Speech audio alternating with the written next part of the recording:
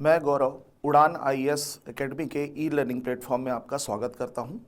जैसा कि अभी हमारी जो सीरीज़ चल रही है एमसीक्यू की सीजीपीएससी के लिए, उसमें मैं इकोनॉमी का दूसरा वीडियो लेकर आया हूं एमसीक्यू से संबंधित।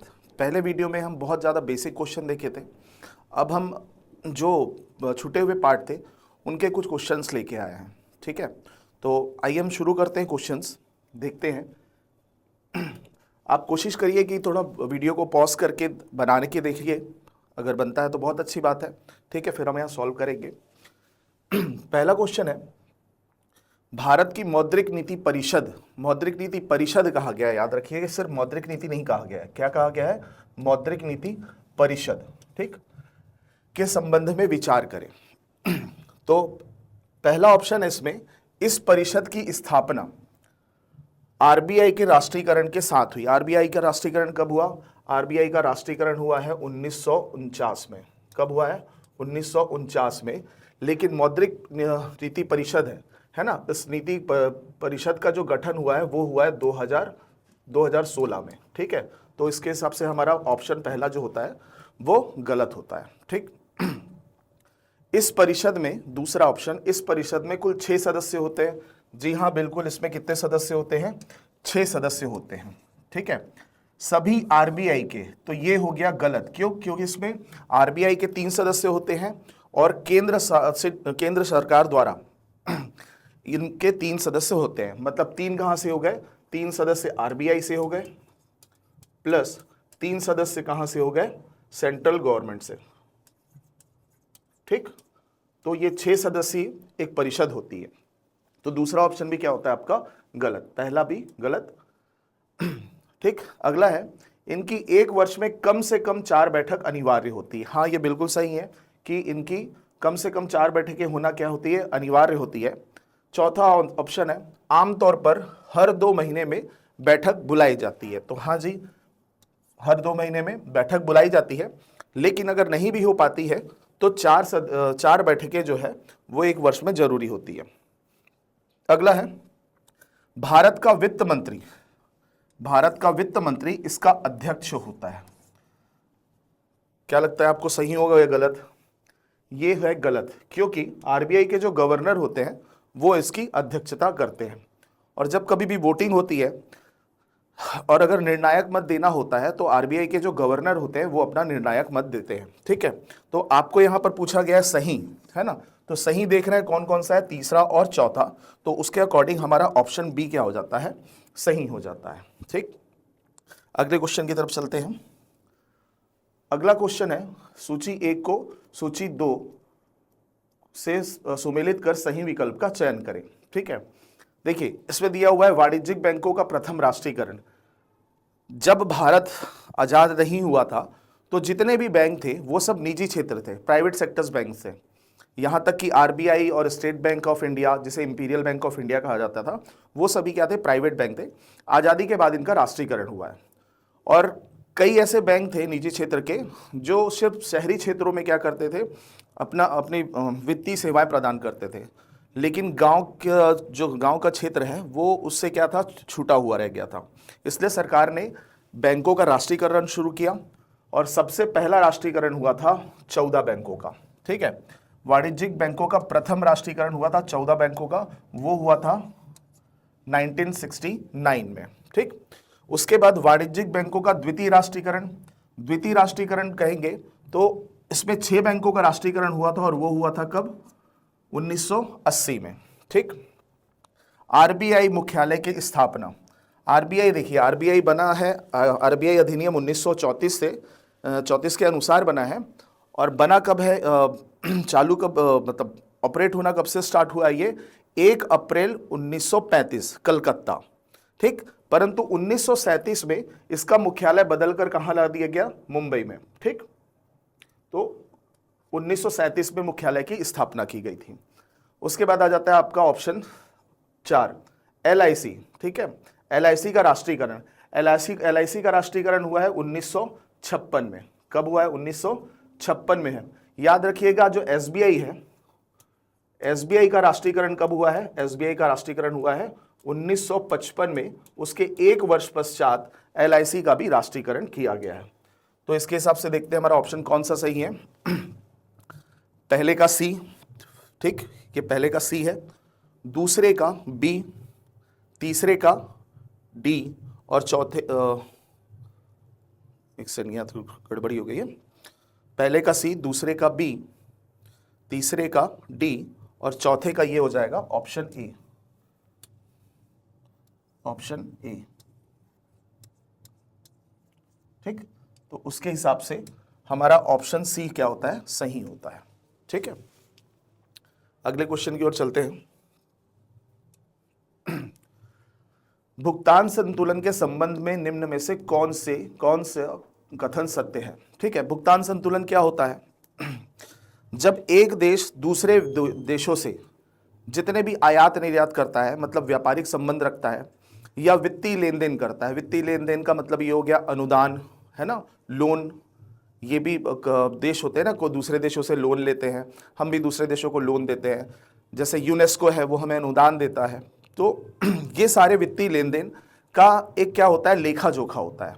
ठीक, इसी लेखे जोखों को कहा जाता है क्या, भुगतान संतुलन या बैलेंस ऑफ पेमेंट। ठीक, तो इसमें पहला जो ऑप्शन है, पूरे विश्व का भुगतान संतुलन धनात्मक होता है। ठीक है, तो देखिए पूरे विश्व का भुगतान संतुलन धनात्मक नहीं होता, ना ऋणात्मक होता है, वो होता है जीरो होता है। क्या होता है, जीरो, शून्य होता है। क्यों? क्योंकि एक देश से पैसा आया दूसरे देश में गया, इस देश से पैसा आया तीसरे देश में गया, फिर यहां से पैसा आया इस देश में गया। तो अगर सबको जोड़ा जाए तो जैसा होता है ना +10 -10 +5 -5 +2 -2, तो सबको अगर जोड़ा जाता है तो क्या होता है, शून्य होता है। तो एक देश का जो डेबिट होता है वो दूसरे देश का क्या बन जाता है, क्रेडिट बन जाता है। और सारे देशों का एक साथ अगर भुगतान संतुलन देखा जाए तो वो अंत में उसका आंसर क्या आता है, जीरो आता है। तो याद रखेंगे पूरे विश्व का जो भुगतान संतुलन होता है वो क्या होता है, शून्य होता है। ठीक, अगला ऑप्शन है, चालू खाते में सिर्फ वस्तुओं का आयात निर्यात शामिल होता है। चालू खाते में सिर्फ वस्तुओं का आयात निर्यात शामिल होता है। देखिए चालू खाता मतलब करंट अकाउंट हो गया। करंट अकाउंट में दो खाते होते हैं, एक होता है दृश्य खाता, विजिबल अकाउंट, और एक होता है अदृश्य खाता। ठीक, जो दृश्य खाता होता है उसमें सिर्फ और सिर्फ वस्तुओं का आयात निर्यात होता है, लेकिन अदृश्य खाते में सेवाओं का आयात निर्यात भी हमको देखने को मिलता है। सेवाओं का आयात निर्यात, जो आय है ना, किसी देश से हम आय कमा रहे हैं, अर्जित कर रहे हैं, वो हो गया, और एक पक्षी हस्तांतरण, ये सभी शामिल होते हैं। तो चालू खाते में अगर कहा जाए सिर्फ वस्तुओं का आयात निर्यात होता है तो गलत है। क्यों? क्योंकि इसमें सेवाओं का भी आयात निर्यात होता है और एक पक्षी हस्तांतरण भी होता है। तो पहला ऑप्शन आपका गलत है, दूसरा ऑप्शन भी क्या है, गलत है, और हमको क्या देखना है, सत्य कथन देखना है। तीसरा, अदृश्य खाते में नगद हस्तांतरण शामिल होता है। अभी मैंने बताया नगद हस्तांतरण में क्या आ जाता है, जैसे कि प्रेषण, जिसे कहा जाता है रेमिटेंस, एक शब्द है प्रेषण, जिसे कहा जाता है रेमिटेंस। जितने भी नागरिक दूसरे देशों में जाकर जॉब करते हैं और वो कुछ पैसे अपने घरों में भेजते हैं, उसे ही कहा जाता है प्रेषण। ठीक, ये एक पक्षीय हस्तांतरण हो गया। या कोई देश हमारे देश को किसी चीज के लिए अनुदान दे रहा है, ये भी क्या हो गया, एक पक्षीय हस्तांतरण हो गया। ठीक, तो अदृश्य खाते में ये भी शामिल होता है। तो ये आपका ऑप्शन जो 3 है वो सही होता है। ठीक है, और एक और पूछा गया क्वेश्चन है ये प्रेषण में भारत का कौन सा स्थान है। तो याद रखिए प्रेषण में भारत का पहला स्थान है, क्योंकि जितने भी भारतीय नागरिक बाहर हैं या विश्व के जितने भी नागरिक अपने देश से बाहर हैं, सबसे ज्यादा पैसा अपने देश में भेजने वाले नागरिक कौन है, भारतीय नागरिक है। इसलिए प्रेषण में हमारा स्थान वर्ल्ड में कौन सा है, फर्स्ट है। ठीक है, फोर्थ, रुपए का अवमूल्यन व अधिमूल्यन। ठीक है, अवमूल्यन में डिवैल्यूएशन, अधिमूल्यन मतलब रीवैल्यूएशन चालू खाता घाटा पर निर्भर करता है। बिल्कुल सही है ये, क्योंकि देखिए अवमूल्यन मतलब हो गया मूल्य का गिरना, है ना, रुपए का मूल्य गिरना। ठीक, उसी प्रकार अधिमूल्यन का मतलब ये होता है कि डॉलर के अपेक्षा हमारी जो मुद्रा है उसका मूल्य बढ़ना। ठीक, तो चालू खाता घाटा पर ही निर्भर करता है ये कि अवमूल्यन हो रहा है या अधिमूल्यन हो रहा है, क्योंकि अगर हम घाटे में होते हैं तो हमें ज़्यादा पैसे दूसरे देशों को देना पड़ता है, और दूसरे देशों को पैसे देंगे तो हमको अपने इंडियन रुपीस को कन्वर्ट करना पड़ेगा किसमें, डॉलर में, और डॉलर की मांग क्या होती है, फिर बढ़ती है। और इकोनॉमी में आपने पढ़ा ही होगा, जिसकी मांग बढ़ती है उसका मूल्य बढ़ता है। तो डॉलर का मूल्य बढ़ेगा तो क्या होगा, रुपए का मूल्य घटता जाता है। ठीक, उसके बाद आता है हम, भारत हमेशा चालू खाते घाटे की स्थिति में रहता है। हाँ, ये बिल्कुल बात सही है कि हमारा आयात है वो बहुत ज़्यादा है चालू खाता में। ठीक, इसलिए हम क्या रहते हैं, इसमें घाटे में रहते हैं। और अभी जैसे मैंने बताया कि चालू खाता जो बनता है वो दो खातों से मिलकर बनता है, दृश्य और अदृश्य, विजिबल एंड इनविजिबल। जो दृश्य खाते में रहते हैं उसमें हम हमेशा किस में रहते हैं, घाटे में रहते हैं। ठीक, घाटे में रहते हैं। लेकिन अदृश्य खाते में देखेंगे हम तो हम रहते हैं अधिशेष में। किस में रहते हैं, अधिशेष में या सरप्लस में। लेकिन ये जो अधिशेष है ये इतना नहीं है कि इस घाटे को क्या कर सके, वो पूर्ण कर सके। ठीक, तो इस कारण हम क्या रहते हैं, चालू खाते घाटे की स्थिति में रखते हैं। तो देखते हैं तीसरा, चौथा और पांचवा ऑप्शन हमारा सही है। तो ऑप्शन सी जो होगा वो सही उत्तर होगा। ठीक, निष्पंदन या स्टैगफ्लेशन के संबंध में असत्य कथन का चयन करें। निष्पंदन या स्टैगफ्लेशन क्या होता है, देखिए, जब भी बाजार में या अर्थव्यवस्था में मुद्रा का प्रवाह बढ़ता है, महंगाई बढ़ती है। ठीक, महंगाई क्यों बढ़ती है, अब लोगों के पास पैसे आए तो उनकी मांग बढ़ती है, मांग बढ़ी तो वो ज़्यादा खरीदारी करते हैं तो वस्तुओं की कमी होती है, और वस्तुओं की कमी हुई तो महंगाई ऑलरेडी बढ़ेगी।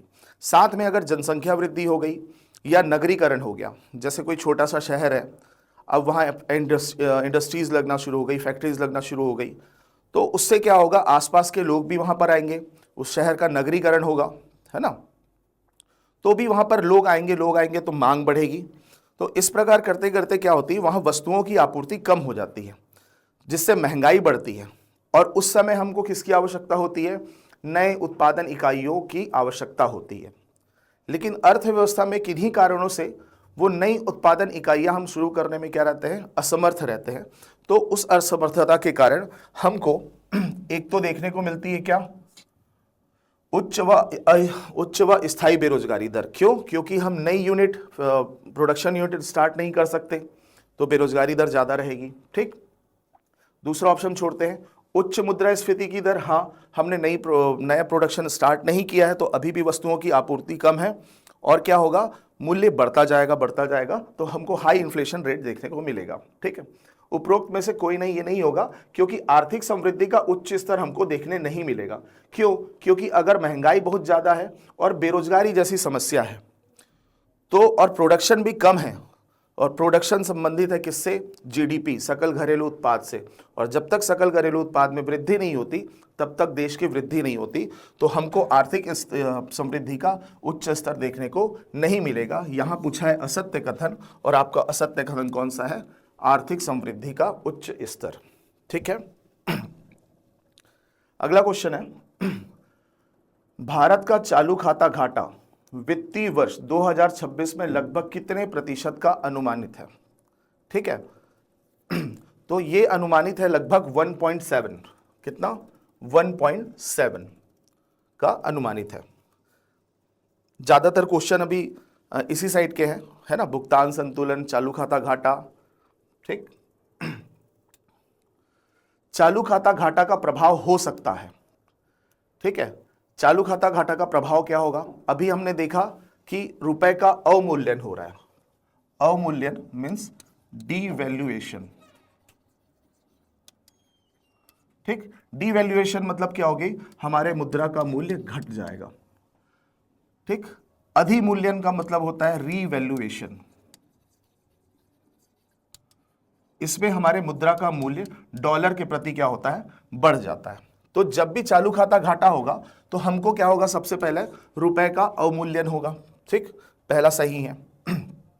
उसके बाद वो निर्यातकों हेतु लाभदायक होगा या आयातकों हेतु लाभदायक होगा।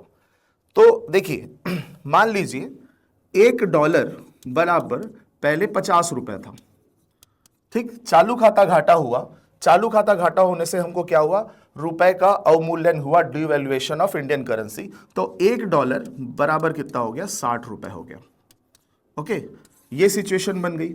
अब कोई विदेशी व्यापारी $1,00,000 लेकर पहले आता, ठीक है, $1,00,000 लेकर अगर पहले आता तो उसे कितने मिलते, 50 लाख रुपए मिलते। अभी वही व्यक्ति $1,00,000 लेकर आएगा तो उसे कितने मिलेंगे, 60 लाख रुपए। ठीक, 60 लाख रुपए मिले मतलब 10 लाख रुपए ज्यादा मिला, मतलब भारत में उसके लिए चीजें क्या हो गई, सस्ती हो गई। तो वो ज्यादा से ज्यादा क्या करेगा, जितने भी आजू बाजू के देश है तो उनको छोड़कर वो भारत से सामान खरीदेगा। ठीक, क्योंकि उनको वहां पर क्या मिल रहा है, चीजें अब सस्ती मिल रही है क्योंकि रुपए का मूल्य गिर गया है।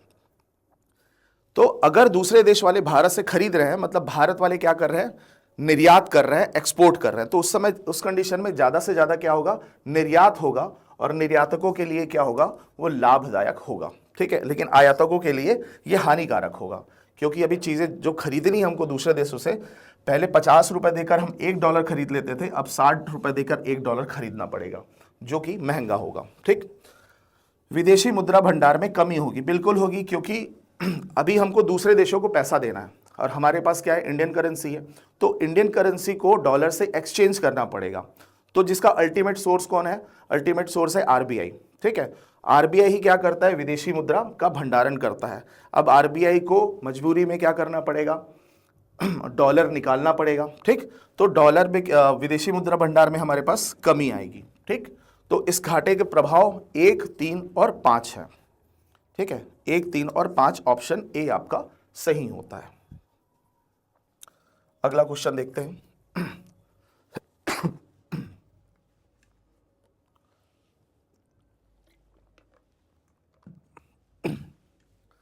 वस्तु एवं सेवा कर के संबंध में निम्न कथनों पर विचार कर सही विकल्प का चयन करें।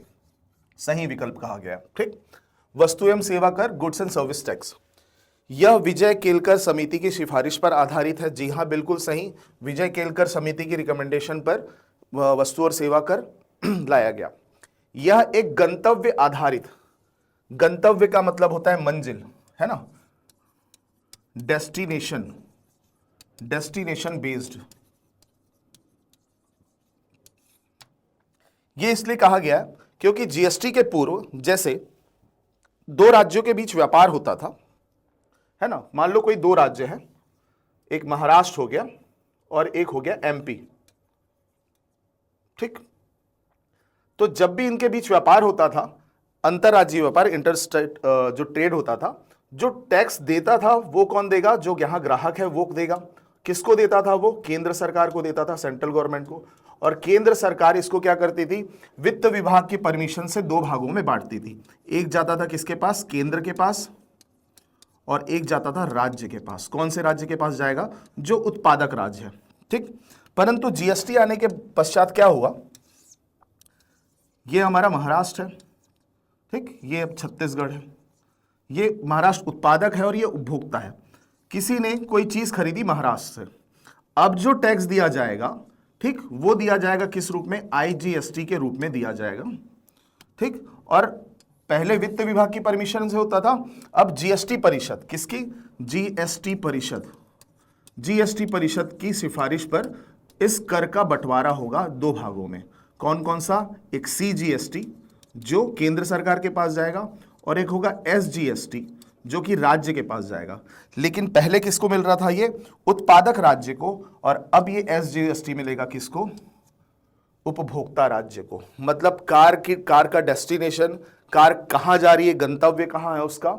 ठीक, तो उसी राज्य को क्या मिलेगा, टैक्स का वो हिस्सा मिलेगा। इसीलिए कहा गया है क्या, यह एक गंतव्य आधारित कर है। तो देखते हैं, पहला सही हुआ, दूसरा भी सही होता है। तीसरा, सभी अप्रत्यक्ष करों के इसमें परिवर्तित किया गया है। सभी अप्रत्यक्ष करों को नहीं किया गया, कुछ को छोड़ दिया गया है। जैसे एग्जांपल के लिए बता दूं, पेट्रोल, डीजल, इनमें जीएसटी नहीं लगता है। ठीक है, साथ में अल्कोहल भी होते हैं। अल्कोहल दो प्रकार के होते हैं, एक मानव उपभोग, ह्यूमन कंजम्पशन के लिए अल्कोहल होते हैं जो जीएसटी के दायरे से बाहर है। लेकिन वही मेडिकल पर्पस, चिकित्सा उपयोग के लिए जो अल्कोहल का यूज़ किया जाता है ना, साफ सफाई के लिए, किसी मेडिसिन में भी मिले रहते हैं, सैनिटाइजर भी होता है। तो ये जो चिकित्सा उपयोग के लिए जो अल्कोहल होता है वो जीएसटी के दायरे में है, लेकिन ह्यूमन कंजम्पशन, मानव उपभोग के लिए जो अल्कोहल होता है वो जीएसटी के दायरे के बाहर है। तो ऑप्शन 3 आपका गलत होता है। यह कास्केडिंग प्रभाव को बढ़ाता है, गलत है। कास्केडिंग प्रभाव क्या होता है? कास्केडिंग प्रभाव ये होता है कि एक व्यक्ति ने कुछ सामान दूसरे व्यक्ति को बेचा, उसने टैक्स दिया जो खरीदा, अब उसने फिर अगले को बेचा, तो क्या होता है जो मेन अमाउंट है, मेन अमाउंट पे तो टैक्स लगता है, लेकिन ऑलरेडी जो टैक्स का पैसा था, है ना, जैसे कि 1000 की वस्तु में मान लो 10% टैक्स लगा, तो ये कितनी की हो गई? 100 रुपए की, तो ये हो गई 1100 रुपए की। अब ये किसी और को बेचेगा तो 1100 में क्या होगा? फिर 10% का टैक्स लगेगा, 10% का टैक्स लगेगा, मतलब ये कितना हो गया? 110 रुपए, तो ये हो गया टोटल 1210 रुपए। ठीक, देखिए यहां पर ये जो 100 रुपए था, यहां पर ये जो 100 रुपए था, ये क्या था? ऑलरेडी टैक्स था, हमने टैक्स पर फिर से टैक्स ले लिया, तो यही कहलाता है कास्केडिंग प्रभाव। और ये चेन अगर लंबी होती है, ये तो 1000 रुपए की बात है, हजारों लाखों की बात होगी, तो वस्तुओं का मूल्य इससे क्या होता है? बहुत ज्यादा बढ़ जाता है। इसे ही कहते हैं कास्केडिंग प्रभाव। तो जीएसटी क्या करता है? इस प्रभाव को कम करता है। ठीक है, कम करता है, लेकिन यहां पर क्या लिखा हुआ है? बढ़ाता है, जो कि गलत है। ठीक, तो हमको यहां पर सही विकल्प देखना था, तो सही विकल्प कौन सा है? पहला और दूसरा। तो आपका ऑप्शन ए क्या होता है? सही होता है। ठीक, अगले क्वेश्चन की तरफ चलते हैं। सूची 1 को सूची 2 से मिलान कर सही विकल्प का चयन करें। ये पंचवर्षीय योजना 5 ईयर प्लान से है। ठीक, सर्वाधिक सफल योजना, तो सर्वाधिक सफल योजना कौन सी है? आपके 10वीं पंचवर्षीय योजना सर्वाधिक सफल योजना कहलाई है। बोकारो इस्पात संयंत्र की स्थापना, बोकारो इस्पात संयंत्र की स्थापना हुई थी तीसरी पंचवर्षीय योजना में। वही दूसरी पंचवर्षीय योजना में किसकी स्थापना हुई थी? तो हम जानते हैं राउरकेला, दुर्गापुर और भिलाई स्टील प्लांट, इन 3 की स्थापना हुई थी। किसमें? दूसरी पंचवर्षीय योजना में। तीसरी पंचवर्षीय योजना की एक बात और है, एक तो इस पे बोकारो इस्पात संयंत्र की स्थापना हुई। इस पंचवर्षीय योजना में हमने 2 युद्ध लड़े, एक पाकिस्तान के साथ और एक चीन के साथ में एक बहुत बड़ा अकाल पड़ा। तो इसमें जितने भी संसाधन हैं, वित्तीय संसाधन है, वो सब किसमें? युद्ध और अकाल से निपटने में चले गए। और 2 हमारे मुख्यमंत्री का निधन हुआ, जिसके कारण क्या हो गई थी? अर्थव्यवस्था और राजनीतिक अस्थिरता की भी दिक्कत हो गई थी।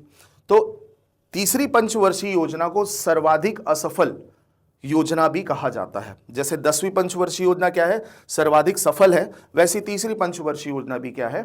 सर्वाधिक असफल योजना है।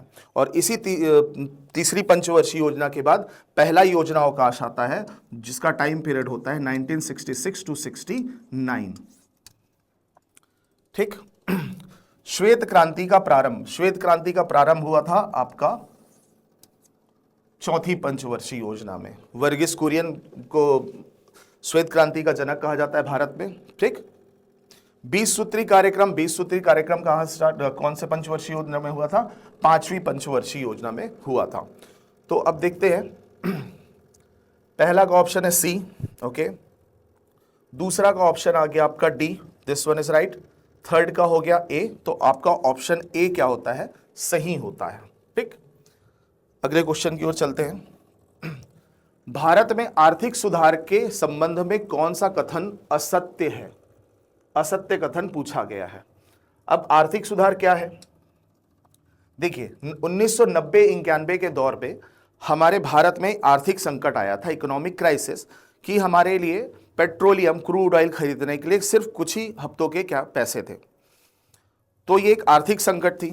हमने कई देशों से कर्ज लिया, लेकिन फिर भी वो कर्ज इतना नहीं था कि हम क्या कर सके? अपनी भरपाई पर कर सके।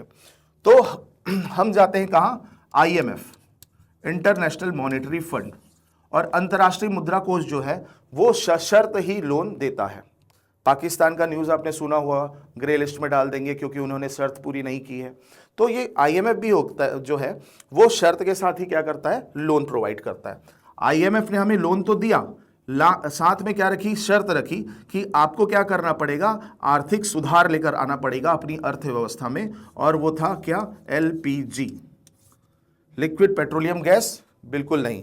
लिबरलाइजेशन, प्राइवेटाइजेशन और ग्लोबलाइजेशन, ठीक। लिबरलाइजेशन मतलब उदारीकरण, प्राइवेटाइजेशन मतलब निजीकरण, ग्लोबलाइजेशन मतलब वैश्वीकरण, जिसे भूमंडलीकरण भी कहा जाता है, लेकिन केंद्रीकरण उसमें कहीं भी नहीं है। तो असत्य कथन हमारा क्या हो गया, केंद्रीकरण, सेंट्रलाइजेशन, ठीक। क्लियर है यहां तक? अच्छा, इस क्वेश्चन में एक और, इस समय जो हमारे वित्त मंत्री थे वो थे डॉक्टर मनमोहन सिंह, और प्रधानमंत्री जो थे, प्रधानमंत्री थे हमारे पीवी नरसिम्हा राव। अगला क्वेश्चन है क्वेश्चन नंबर 10, निम्न में से कौन सा वक्र या ग्राफ मुद्रास्फीति मतलब इन्फ्लेशन और बेरोजगारी अनएम्प्लॉयमेंट रेट के मध्य संबंध दर्शाता है? तो एक होता है फिलिप वक्र, ठीक। लॉरेंज वक्र जो होता है वो आय की विषमता, इनकम इनइक्वालिटी दर्शाता है, जिसमें एक और होता है क्या, जनसंख्या, और एक साइड होती है आय, ठीक। लाफर वक्र जो होता है, लाफर वक्र दर्शाता है क्या, एक साइड कर की दर और सरकार की राजस्व आय, उसके भी संबंध दर्शाता है। लेकिन फिलिप वक्र क्या दर्शाता है, फिलिप वक्र दर्शाएगा किसे,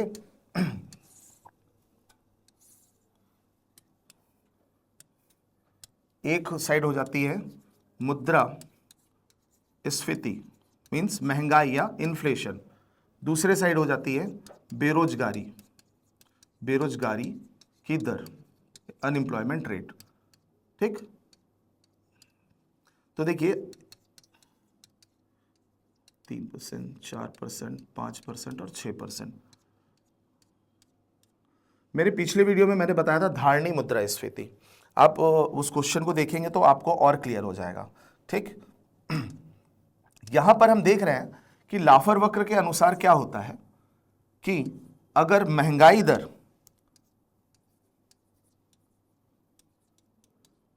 दर अगर कम होती है ना, या बेरोजगारी दर अगर कम होती है, तो उस समय इन्फ्लेशन क्या रहता है, ज्यादा, ठीक। मतलब हमको थोड़ी ना थोड़ी क्या है, महंगाई दर चाहिए, जिससे क्या होगी, बेरोजगारी दर कम रहेगी। लेकिन जैसे ही महंगाई की दर, मुद्रास्फीति की दर कम होती है, बेरोजगारी की दर बढ़ने लगती है। 1% से 2% हो गई, जैसे ही 5 से 4% हुआ, अब ये महंगाई की दर 4% से 3% हो गई, तो बेरोजगारी दर बढ़कर 3% हो जाती है। और कम होगी तो ये 2% हो गई, तो और घट के क्या हो जाएगी, ये 4%। फिर 1% हो गई तो महंगाई दर, तो उससे बेरोजगारी दर क्या होगी, 5%। तो ये इस तरह क्या कर रहा है, डिक्लाइन कर रहा है। क्या कर रहा है, डिक्लाइन कर रहा है। मतलब इसमें सीधा कहा गया है मुद्रास्फीति की दर व्युत्क्रमानुपाती होती है बेरोजगारी दर के। Inflation rate is inversely proportional to unemployment rate. महंगाई लगभग 5-6% तक जरूरी होती है, लेकिन उससे कम होगी तो उसके बाद क्या होगा, बेरोजगारी दर बढ़ने लगती है, ठीक।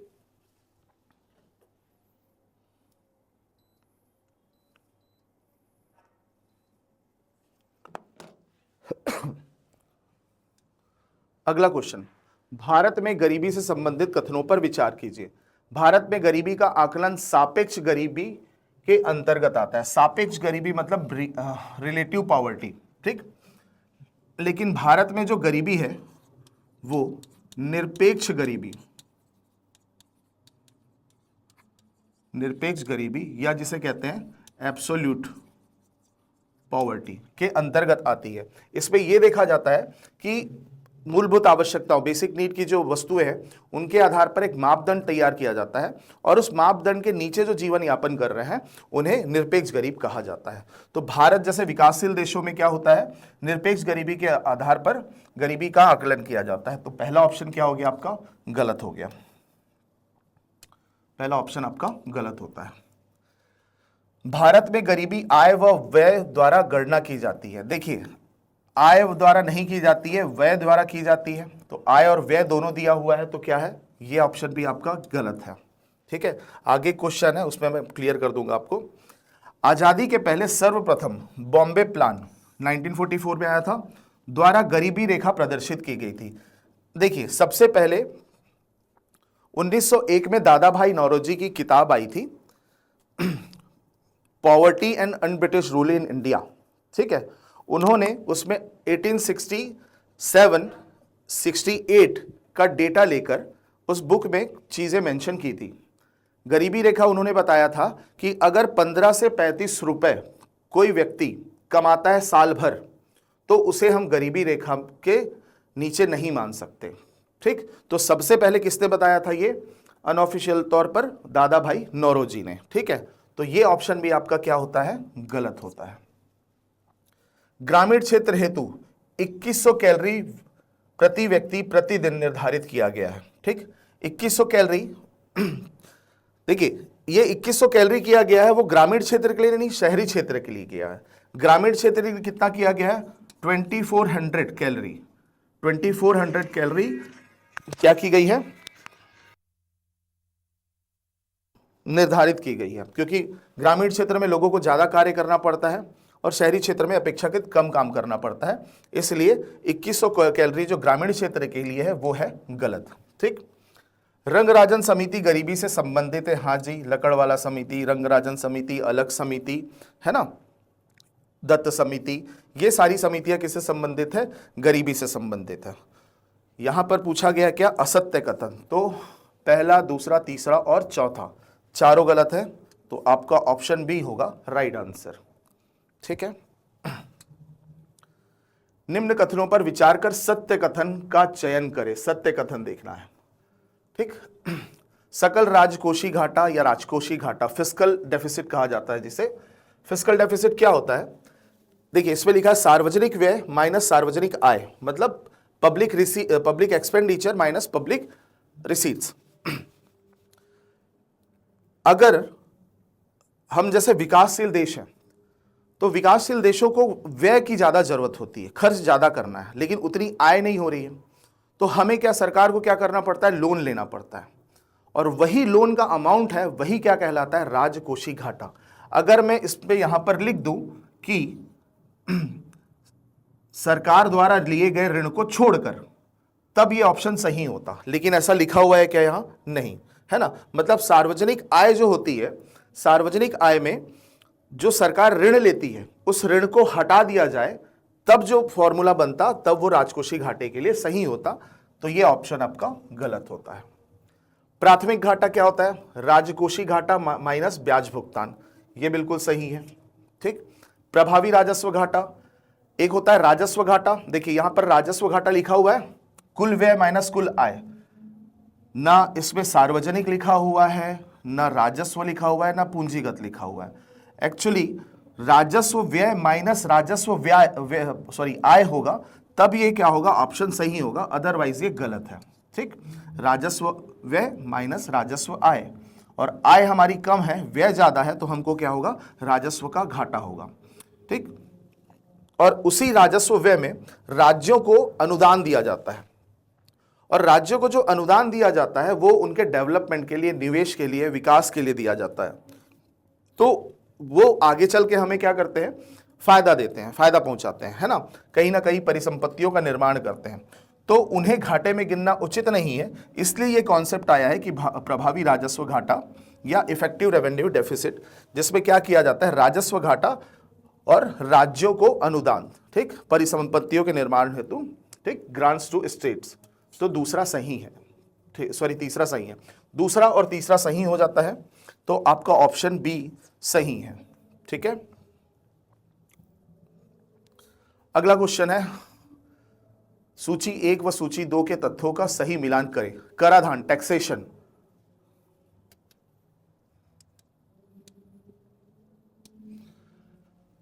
आर्टिकल 265 में लिखा हुआ है कराधान, ठीक है। इसमें लिखा है कि बिना किसी विधि के प्राधिकार के किसी भी प्रकार का कर अधिरोपित नहीं किया जा सकता।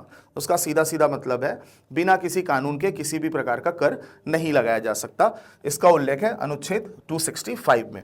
देखिए जो है, आपको लग रहा होगा कि संविधान बीच में कैसे ले आया सर, एक्चुअली ये बजट का पार्ट है ना, जिसे हम वार्षिक वित्तीय विवरण या एनुअल फाइनेंशियल स्टेटमेंट कहते हैं, जिसका उल्लेख है 112 अनुच्छेद किसमें, 112 में उल्लेख है,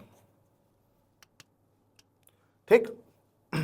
उसके बाद आ जाता है विनियोग विधेयक, अप्रोप्रिएशन बिल। इसका उल्लेख है अनुच्छेद 114 में। विनियोग विधेयक क्या कार्य करता है? भारत की एक होती है संचित निधि, कंसोलिडेटेड फंड ऑफ इंडिया। उस संचित निधि से जब भी सरकार को सरकारी व्यय के लिए पैसों की आवश्यकता होती है तो वो सदन में रखती है विनियोग विधेयक, और जब ये विनियोग विधेयक पारित होता है तभी संचित निधि से सरकार को उनके व्यय के लिए पैसे मिलते हैं। ठीक। भारत की आकस्मिक निधि, अनुच्छेद 267 में भारत की आकस्मिक निधि क्या होती है? भारत की आकस्मिक निधि होती है, ये राष्ट्रपति के अधीन होती है और राष्ट्रपति जी इनका इस्तेमाल प्रधानमंत्री की सिफारिश पर करते हैं। ऐसी आकस्मिक स्थिति आ गई कि पैसों की जरूरत है और फिर से क्या करना पड़ेगा, सदन से अनुमति लेनी पड़ेगी, तो इसमें टाइम ज़्यादा लग जाता है। जैसे होता है ना, कहीं बाढ़ आ गई या कुछ हो गया, क्लाइमेटिकल सिचुएशन आ गई, तो सरकार बोलती है हम इतने 1000 करोड़ रुपए क्या कर रहे हैं उस राज्य को दे रहे हैं हम, ठीक, सहायता के लिए दे रहे हैं। तो उससे ऐसी सिचुएशन में प्रधानमंत्री सिफारिश करेंगे किससे? राष्ट्रपति जी से, और राष्ट्रपति जी क्या करते हैं, उस पैसे को निकालकर, आकस्मिक निधि से पैसे को निकालकर सरकार को दे देते हैं। बाद वो पैसे संचित निधि से वापस, कंसोलिडेटेड फंड से वापस कंटिंजेंसी फंड, आकस्मिक निधि में जमा कर दी जाती है। उसके बाद आता है लोक लेखा खाता, पब्लिक अकाउंट, जिसका उल्लेख है अनुच्छेद 266(2) में। लोक लेखा खाता एक ऐसा खाता है जिसमें सरकार एक बैंकर या कस्टोडियन की तरह काम करती है। इसमें जो भी पैसे आते हैं वो सरकार इस्तेमाल नहीं करती है, ठीक है, वो सरकार इस्तेमाल नहीं करती है। क्यों नहीं करती है? जैसे मनरेगा का फंड आया, ठीक है, मनरेगा का फंड आता है तो वो मनरेगा का फंड इसमें आके जमा होगा, बाद में मनरेगा के लोगों के पास चले जाएगा। भविष्य निधि, प्रोविडेंट फंड बोलते हैं, पीएफ का फंड जमा होगा और वो पैसा किसका है? जनता का है, तो जनता के पास चला जाएगा। ठीक। तो एक का ए सही है, 2 का बी, तो आपका ABCD ऑप्शन ए सही है। ओके। अगला क्वेश्चन, भारत वर्तमान में व्यापार घाटे में है। हाँ जी, है, बिल्कुल सही है। भारत में वस्तुओं एवं सेवाओं का आयात निर्यात से अधिक रहता है। देखिए यहां पर एकदम छोटी सी चीज है, यहां क्या लिखा है? भारत में वस्तुओं एवं सेवाओं दोनों का लिखा हुआ है, आयात निर्यात से अधिक होता है, मतलब आयात ज्यादा होता है और निर्यात कम होता है। लेकिन ये किस कंडीशन में है? सिर्फ वस्तुओं के लिए है, सेवाओं के लिए नहीं है। सेवाओं में हम सरप्लस में रहते हैं, ठीक है, हम अधिशेष में रहते हैं। तो ये कथन क्या हो गया? गलत हो गया। तो हम बोलेंगे ए सही है व आर गलत है। मैंने थोड़ी देर पहले बताया था कि चालू खाते में 2 खाते होते हैं, दृश्य और अदृश्य। दृश्य खाता जो होता है जिसमें वस्तुओं का आयात निर्यात होता है वो घाटे पे रहता है, और अदृश्य खाता जिसमें सेवा और एक पक्षीय हस्तांतरण रहता है वो किस में रहता है? फायदे में, सरप्लस की कंडीशन में रहता है। ठीक है, तो दोनों को एक जगह लिखने की वजह से ये स्टेटमेंट क्या होता है? गलत है। ठीक। अगला, भारत में ग्रामीण बेरोजगारी मुख्यतः छिपी हुई या प्रच्छन्न, जिसे डिस्गाइज्ड अनएम्प्लॉयमेंट भी कहते हैं। सही है ये। भारत में मानसून का निष्पादन प्रत्येक वर्ष एक जैसा नहीं रहता, ये भी सही है। ठीक। तो देखिए, अगर इसमें बात की जा रही है बेरोजगारी की, तो प्रच्छन्न या छिपी हुई बेरोजगारी, डिस्गाइज्ड अनएम्प्लॉयमेंट जिसे कहते हैं, वो क्या होता है? किसी कार्य क्षेत्र में अगर आवश्यकता से अधिक श्रमिक लगे हुए हैं और उनको हटा देने पर भी उत्पादन पर कोई नकारात्मक प्रभाव नहीं पड़ता, तो उन्हें क्या कहा जाता है? छिपे हुए या प्रच्छन्न बेरोजगार। और ये मानसून का निष्पादन प्रत्येक वर्ष एक जैसा होता है, उसका किसी से कनेक्शन नहीं है, बट बात ये सही है, और ये कहीं ना कहीं क्या हो जाएगा? मौसमी बेरोजगारी से संबंधित हो जाएगा। तो हम बोल सकते हैं ए व आर दोनों सही हैं, परंतु ए आर की सही व्याख्या नहीं करता है। ठीक। अगला क्वेश्चन है, सूची 2 को सूची 2 हो गया है, यह सूची 1 है। ठीक, सूची 1 को सूची 2 से मिलाइए। ठीक। नगद आरक्षित अनुपात, जिसे कहा जाता है CRR, कैश रिजर्व रेशियो। ठीक है, ये क्या होता है? सभी कमर्शियल बैंक जो होते हैं वो RBI के पास कुछ अमाउंट कैश के फॉर्म में जमा करते हैं, ये RBI का रूल है। ठीक है, जैसे CRR कहते हैं। तो ये हो गया ऑप्शन बी। ठीक, पहला का बी, पहला का बी किस में है, इसमें है और इसमें है, ठीक। उसके बाद बैंक दर। बैंक दर क्या होती है, जब कमर्शियल बैंक जो होते हैं, ठीक है, उनको लॉन्ग टर्म दीर्घकालिक ऋण लेना होता है तो वो क्या करते हैं, बैंक दर पर लोन लेते हैं। और बैंक दर पर लोन किसे मिलता है, सिर्फ और सिर्फ अनुसूचित वाणिज्यिक बैंकों को, शेड्यूल्ड कमर्शियल बैंकों को ही क्या मिलता है, बैंक दर पर लोन मिलता है, बाकी किसी बैंक को नहीं मिलता। शेड्यूल्ड कमर्शियल बैंक कौन होते हैं, जो आरबीआई एक्ट 1934 की अनुसूची 2 में लिस्टेड है। उसका कुछ क्राइटेरिया रहता है, तो उस क्राइटेरिया को उन्होंने पूरा किया तो क्या हो जाते हैं, वो अनुसूचित वाणिज्यिक बैंक या शेड्यूल्ड कमर्शियल बैंक कहलाते हैं, ठीक। और उन्हें ही बैंक दर पर क्या मिलता है, लोन मिलता है। फिर आ जाता है खुले बाजार की प्रक्रिया, ओपन मार्केट ऑपरेशन, ठीक है। इसमें क्या किया जाता है, सरकारी प्रतिभूति का विनिमय किया जाता है। सरकारी प्रतिभूतियां क्या होती है, जब भी केंद्र या राज्य सरकार को ऋण की आवश्यकता होती है तो वो सरकारें क्या करती है, प्रतिभूति जारी करती है आरबीआई के प्रति, और आरबीआई उन सरकारों को लोन प्रोवाइड कर देते हैं। अब आरबीआई उसे नीचे वाणिज्यिक बैंकों को, विभिन्न वित्तीय संस्थाओं को, आम नागरिकों को क्या करती है, प्रेषित करती है, मतलब उनके साथ खरीदी और बिक्री करती है, ठीक है। तो खुले बाजार की प्रक्रिया में यही चीजें होती है और ये कहीं ना कहीं मौद्रिक नीति का एक पार्ट है, ठीक। रेपो दर, आरबीआई के ग्राहक, देखिए यहां बैंक नहीं लिखा हुआ है, आरबीआई के ग्राहक को लिखा है। आरबीआई के ग्राहक को मिलने वाले ऋण पर ब्याज दर। अगर हम मौद्रिक नीति पढ़ेंगे तो हम यहाँ पर क्या पढ़ेंगे, सिर्फ और सिर्फ पढ़ेंगे वाणिज्यिक बैंकों को, कमर्शियल बैंक्स को मिलने वाले ऋण पर ब्याज दर। और ये जो रेपो जो होता है वो मिलता है अल्पकालिक ऋण, किसके लिए, सिर्फ बैंकों के लिए। और आरबीआई के ग्राहक कौन होते हैं, जितने भी फाइनेंशियल इंस्टीट्यूट्स हैं, है ना, वित्तीय संस्थान है, जैसे एलआईसी है। एलआईसी भी क्या है, वित्त का लेन देन करती है पैसों का, लेकिन वो बैंक नहीं है, तो वो क्या कहलाएगी, वित्तीय संस्थान कहलाएंगी। बैंक तो है ही वित्तीय संस्थान, ठीक है। और कौन होते हैं ग्राहक, और देखेंगे तो राज्य सरकार, केंद्र सरकार भी ग्राहक होते हैं, ठीक। तो जब रेपो रेट में अगर लोन लेना है तो सरकारी प्रतिभूति को क्या करना पड़ता है, गिरवी रखना पड़ता है। अभी हमने देखा उस खुले बाजार की प्रक्रिया में मैंने बताया कि सरकार सरकारी प्रतिभूतियां जारी करती है, मतलब सरकारी प्रतिभूति जारी करके भी आरबीआई से क्या कर सकती है, सरकार ऋण ले सकती है। लेकिन ये याद रखेंगे, अगर 364 दिन से ज़्यादा दिनों के लिए सरकार को ऋण की आवश्यकता है तो सरकार सरकारी प्रतिभूति जारी करती है। अगर 364 दिन या उससे कम के लिए ऋण की आवश्यकता है तो ट्रेजरी बिल के थ्रू क्या किया जाता है, लोन लिया जाता है। तो रेपो रेट जो है वो मुख्यतः किसके लिए है, कमर्शियल बैंक्स के लिए, ठीक है। दूसरे का ए सही है, तीसरे का सी सही है, तो आपका ऑप्शन बी क्या हो जाता है, सही हो जाता है। निम्न में से कौन सा आरबीआई के संबंध में सत्य नहीं है, सभी प्रकार की भारतीय मुद्रा को जारी करना, गलत। क्यों, देखिए 1 रुपए के नोट को छोड़कर जितने भी नोट छपते हैं, ठीक है, वो आरबीआई के द्वारा छपते हैं। लेकिन जितने भी सिक्के हैं और 1 रुपए के नोट हैं वो वित्त मंत्रालय भारत सरकार के द्वारा जारी किए जाते हैं। तो आरबीआई क्या है, सभी प्रकार की मुद्रा जारी नहीं करता, तो ऑप्शन गलत है, ठीक। शाख का नियंत्रण, ठीक, शाख का नियंत्रण मतलब पैसों को कंट्रोल करना, कंट्रोलिंग ऑफ क्रेडिट क्रिएशन, ठीक। जब भी महंगाई, मुद्रास्फीति या अपस्फीति जैसी, इन्फ्लेशन डिफ्लेशन जैसी स्थिति बनती है तो आरबीआई क्या करती है, पैसे के फ्लो को मार्केट से कंट्रोल करती है, कभी बढ़ाना और कभी घटाना। तो नियंत्रण का काम हाँ बिल्कुल करती है।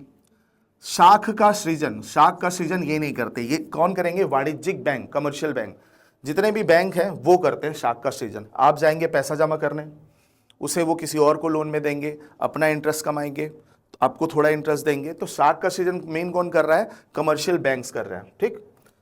सरकारी प्रतिभूतियों का विनिमय अभी हमने पढ़ा इसके पहले वाले क्वेश्चन में, हाँ सरकारी प्रतिभूतियों का विनिमय खरीदी और बिक्री का कार्य करती है। शाख की राशनिंग, देखिए ये पार्ट है किसका, मौद्रिक नीति के जो गुणात्मक क्वालिटेटिव टूल्स होते हैं उसका ये भाग है, ठीक।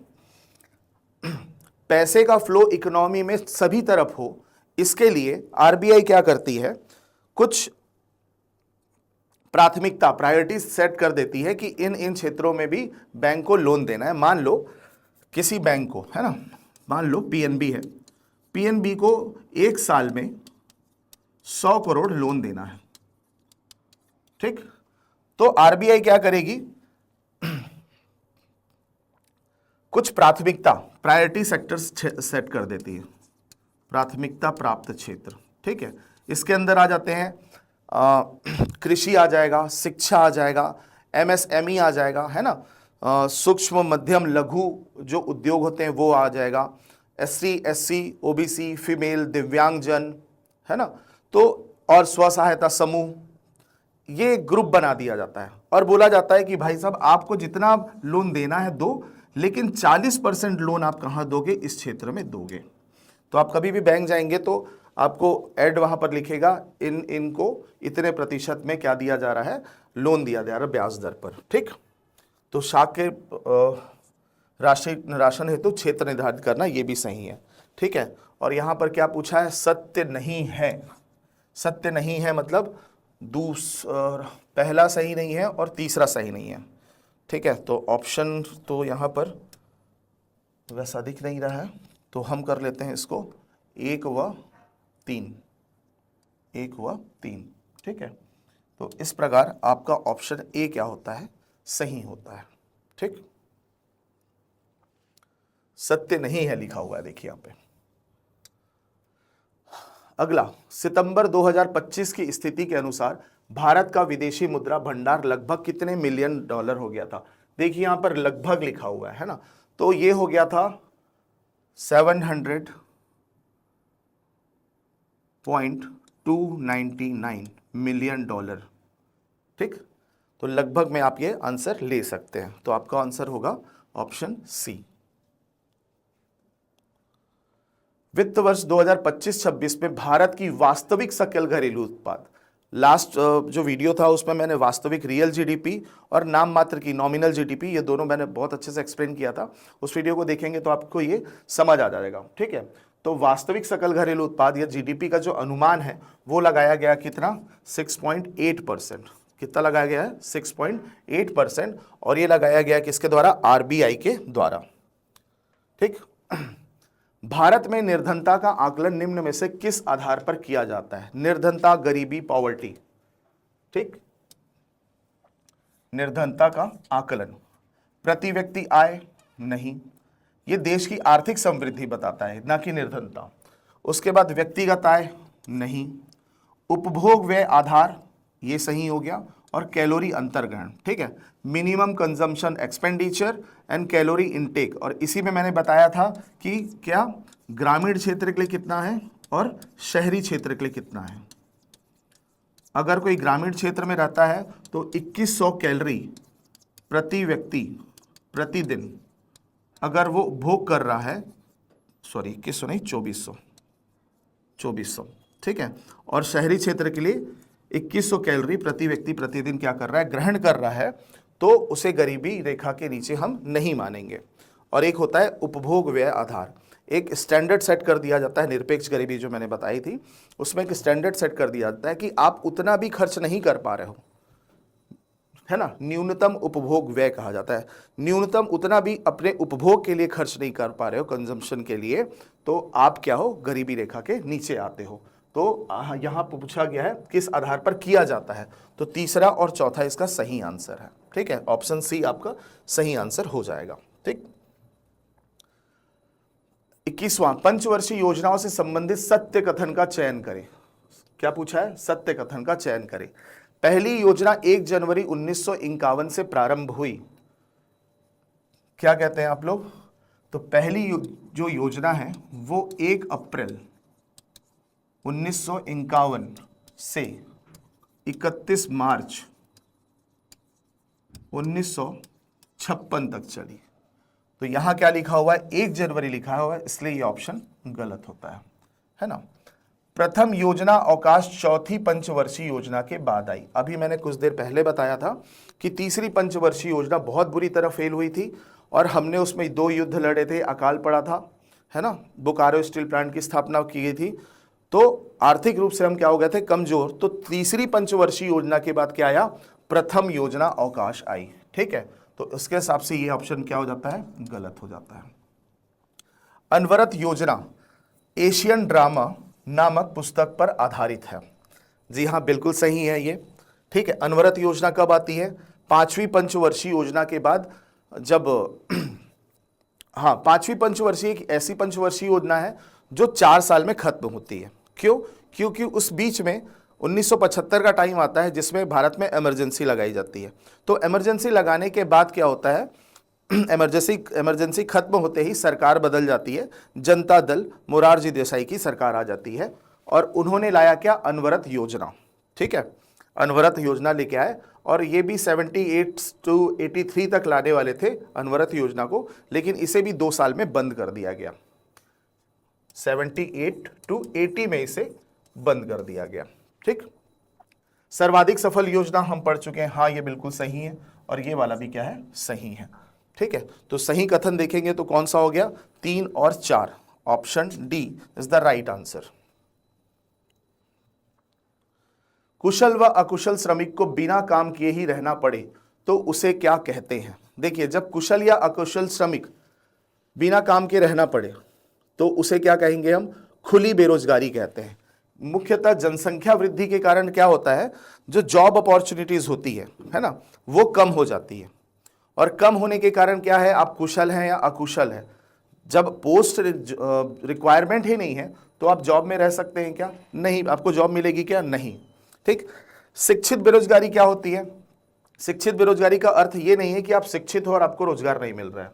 शिक्षित बेरोजगारी का अर्थ होता है कि आप शिक्षित हो लेकिन आपको आपकी योग्यता के अनुसार, आपकी कैपेबिलिटी के अनुसार आपको जॉब नहीं मिल रही, तो वो कहलाती है क्या? शिक्षित बेरोजगारी। संरचनात्मक बेरोजगारी, जब अर्थव्यवस्था में कोई संरचनात्मक परिवर्तन आता है, जैसे कंप्यूटर आ गया, एलपीजी सुधार आ गया। एलपीजी सुधार आया था तो क्या हुआ? पहले सिर्फ सरकार ही क्या करती थी? 95% प्रोडक्शन करती थी भारत में सारी चीज़ों का। फिर निजी क्षेत्र, एलपीजी आने के बाद निजी क्षेत्र भी आए, विदेशी कंपनी भी आए। अब उत्पादन करने वाले कौन हो गए? बढ़ गए। अब जैसे ही बढ़ते हैं उत्पादन करने वाले, तो क्या होगा?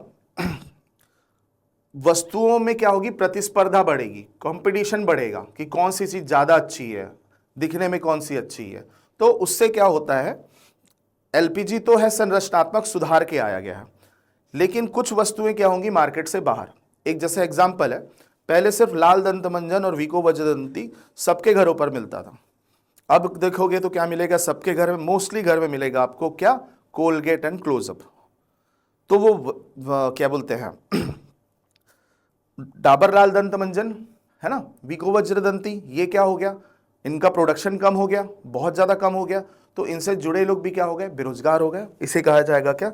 संरचनात्मक। और मौसमी बेरोजगारी तो मौसम के आधार पर होती है, सबसे ज्यादा कृषि क्षेत्र में पाई जाती है। और साल के 2.5 महीने जब बहुत ज्यादा बारिश होती है तो उस समय कंस्ट्रक्शन का काम भी रुक जाता है, तो उससे जुड़े श्रमिक हैं वो भी क्या होते हैं? बेरोजगार हो जाते हैं।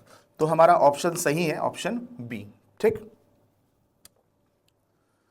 23, योजना आयोग के अंतिम अध्यक्ष कौन थे?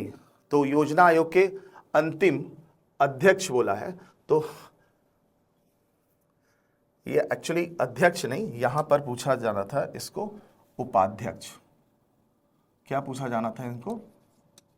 उपाध्यक्ष। ठीक।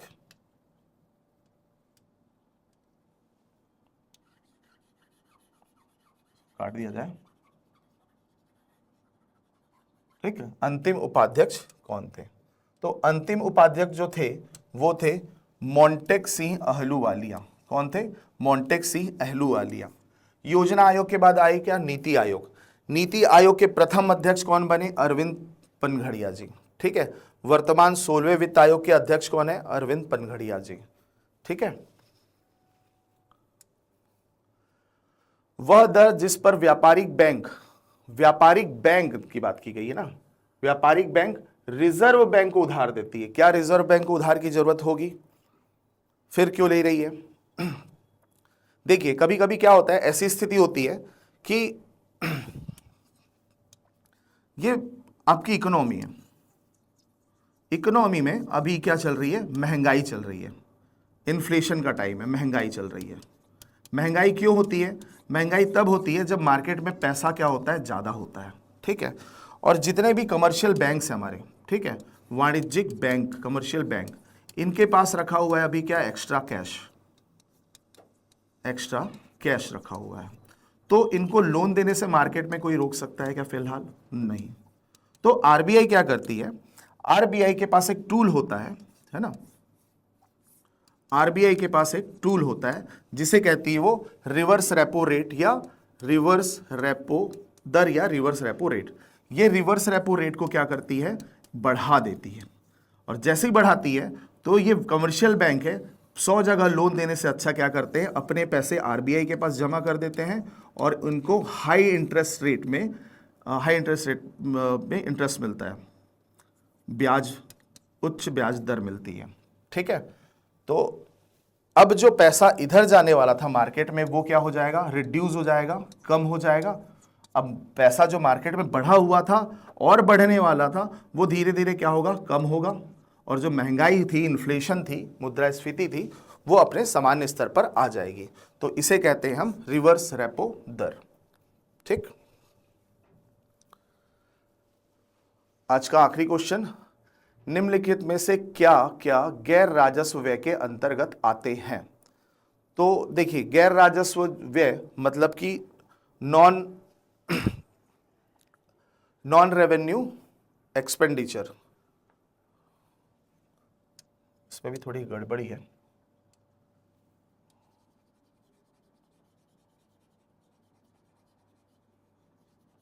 ठीक, रेवेन्यू एक्सपेंडिचर राजस्व व्यय में। ठीक, राजस्व व्यय मतलब रेवेन्यू एक्सपेंडिचर, सरकार के पास से पैसे जा रहे हैं। राजस्व व्यय वो होता है जो सरकार का कर्तव्य होता है, it is a liability for the government. अगर राजस्व व्यय नहीं करेगी तो सरकार चलना मुश्किल होती है। ठीक है, जैसे सब्सिडी कहा गया है, तो ये सब्सिडी किसके लिए? सब्सिडी है राज्यों के लिए, राज्यों को अनुदान देना, क्योंकि राज्य डेवलप करेंगे तभी क्या होगा, उनका विकास होगा। ब्याज भुगतान करना, अगर आपने किसी से लोन लिया है तो आपकी रिस्पॉन्सिबिलिटी है, आपका कर्तव्य है आपको ब्याज देना। रक्षा व्यय, अब देश की रक्षा करना, लोगों की रक्षा करना, अब ये सरकार का क्या है, कर्तव्य है। चुनाव कराना, ये भी सरकार का क्या है, कर्तव्य है। जैसे इसमें और आ जाते हैं सैलरी एंड पेंशन, सैलरी और पेंशन देना भी तो सरकार का कर्तव्य है, अगर लोग एम्प्लॉय काम कर रहे हैं उनके लिए। ठीक है, तो इस प्रकार इनमें क्या आ जाता है, सभी सही है, और आपका ऑप्शन होता है ऑप्शन डी। ठीक है, इस प्रकार आज हमने 25 क्वेश्चन किए हैं।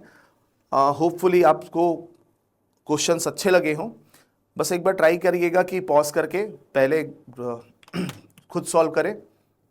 ठीक, आने वाली सीरीज में और अच्छे क्वेश्चन हम लेके आएंगे, और ज़्यादा से ज़्यादा कमेंट मुझे करके बताइए कि आपको वीडियो कैसा लगा। ओके, धन्यवाद।